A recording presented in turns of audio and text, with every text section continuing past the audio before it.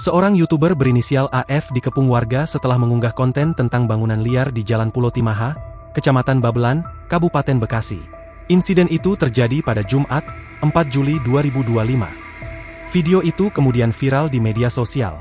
Berdasarkan video yang diterima Kompas.com, puluhan warga tampak mengepung AF di depan sebuah minimarket.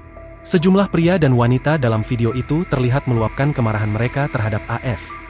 Mereka mempertanyakan tujuan AF membuat konten yang memviralkan bangunan liar di lingkungan mereka. Kepala Satuan Reserse Kriminal Polres Metro Bekasi, AKBP Akta Buana Putra, mengonfirmasi kejadian tersebut.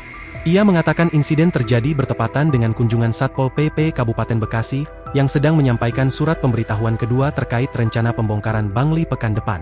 Pada saat kegiatan penyampaian surat pemberitahuan kedua, datang seorang YouTuber AF Channel atas nama AF. Kata Akta saat dikonfirmasi, Sabtu, 5 Juli 2025. Warga yang melihat kehadiran AF langsung bereaksi. Mereka menganggap konten tersebut menyudutkan pemilik bangunan liar yang tinggal di bantaran sungai. Warga marah dan meminta video yang viral tersebut dihapus oleh yang bersangkutan dan meminta untuk mengklarifikasi. Imbuh Akta.